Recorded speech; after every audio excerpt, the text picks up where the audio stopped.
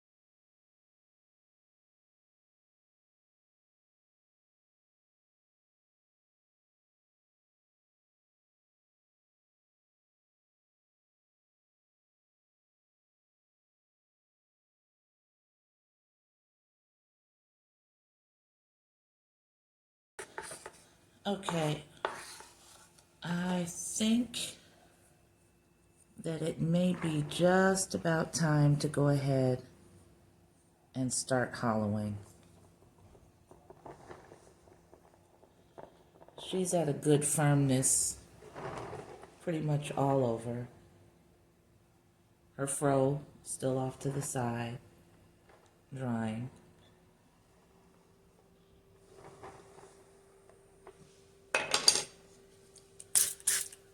And I need it to stay a little wet, so I'm just periodically spraying it down. I'm actually going to have to put a towel down because I need this to rest on top of it and not drip all over the table and compromise running into the hands and bottom areas of the other pieces that are drying on their own, save for the fro part that I keep wetting and re-wetting.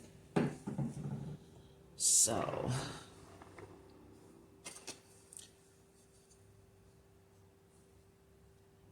I'm still trying to determine if I need to shave considerably more off of her arms, because she's a slender gal, so we don't need her to have big brolic candied yams and, you know, collard greens making arms like I have.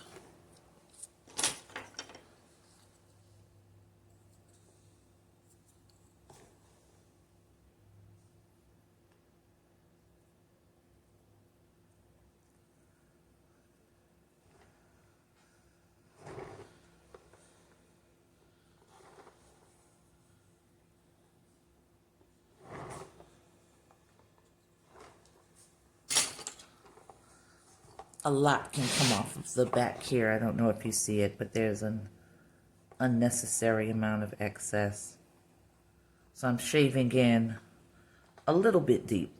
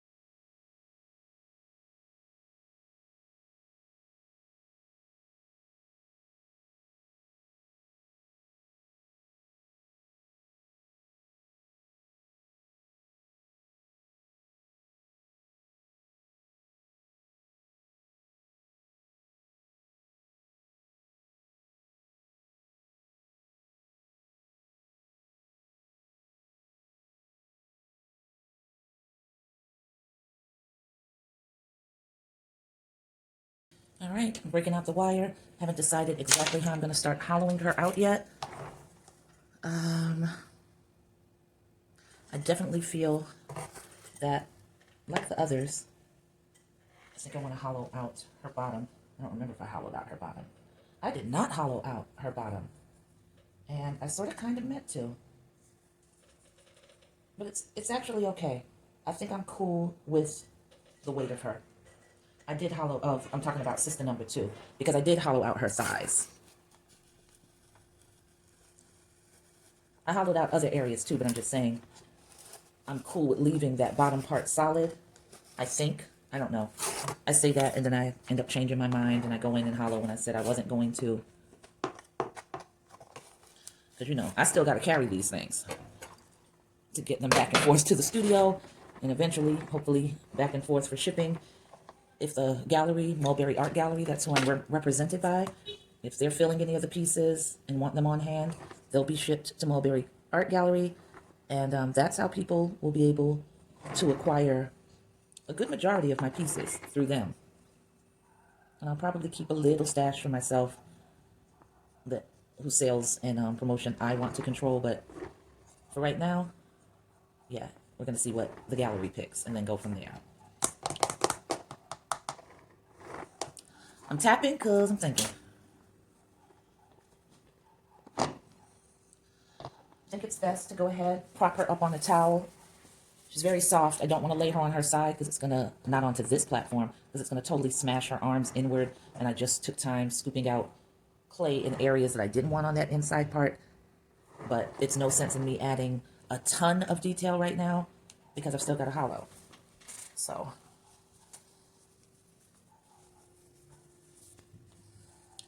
I'm going to make a nice little cushion for our girl, sister number 3.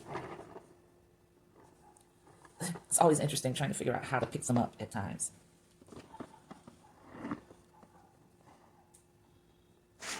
So I'm just going to place her like that. I think she'll hold up okay. And I'm going to take the needle tool, cut around the bottom, make that wall that's about the width of the nail on your pinky. Don't want it too thin. Don't want to make the walls too thin. Don't want to make them too thick. And you want them to dry as uniformly as possible. So we're going to go in with this tool, which I have to sort of scrape and get residue off of. It's one side. It's the other side. I'm going to use the round side first.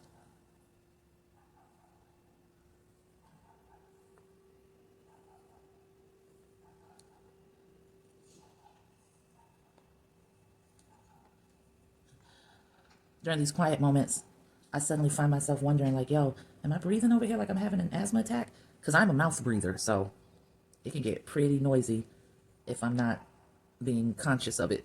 And when I get into these zones, I'm not conscious of it because it's usually just me, the boy, and the cat.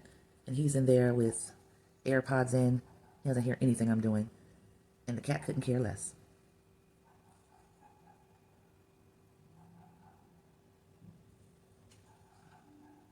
All of this clay is nice and soft, which is great for hollowing, but you do have to be careful to use a very measured technique when you're pushing in and pulling, because that clay can suddenly just give way and then boom, you punch through to the other side just because of the amount of force that you're using.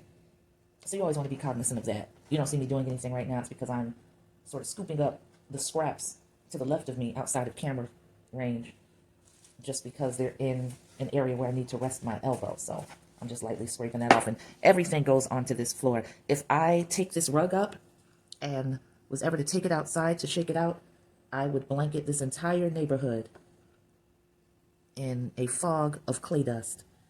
And one of these days, when money is not being challenging, I'm going to have to get one of the best vacuums I can afford to buy so that I can just vacuum up this clay dust, because sweeping it is not the ticket. Too much. It's such fine particles, and it goes into the air, and they say that clay dust is very, very bad for it and hard on your lungs. And I had a couple of times that I did try to sweep this rug up, and this house was smoke, and I'm not doing that again. So it's just going to build up on the rug. This is my work area. It's fine. Nobody really comes over here but me and the cat when he's begging. The boy doesn't even come into this area. So one day, like I said, I'll get that super strong vacuum cleaner, and it is on. I'm going to be always vacuuming this area.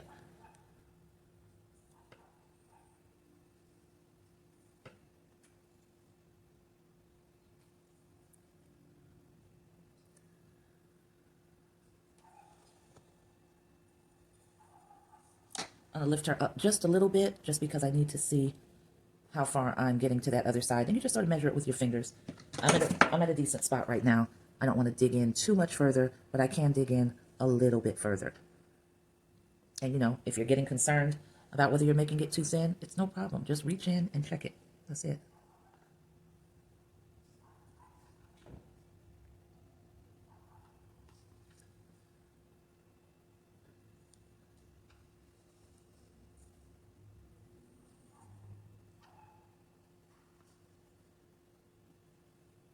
And you'll get a real feel for it, you know.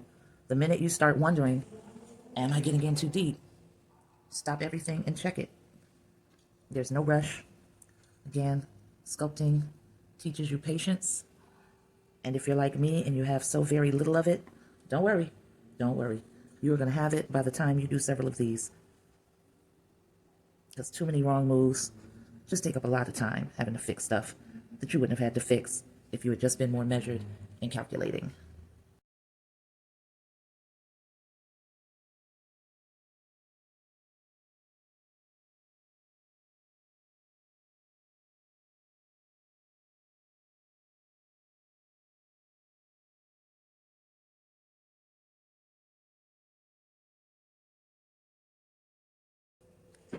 I'm stopping for a second just because I don't know how that towel got situated like that, but it's cool. I'm just going to rearrange it and resaturate it.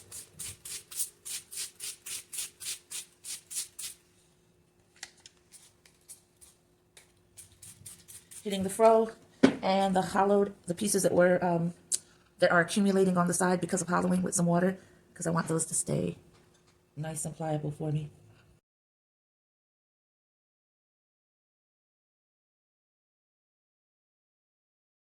I'm going to go ahead and hollow out her foot area.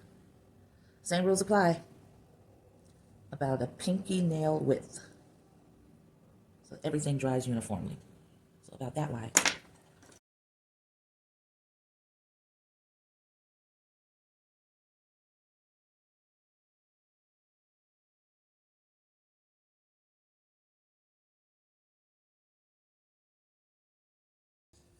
All right, that's enough for right now because I'm ready to take a break. Combined, I've probably been working about, all right, this video is, let's just say 36 minutes long. I think the other one I cut off at about 15 minutes long because I thought it had stopped recording.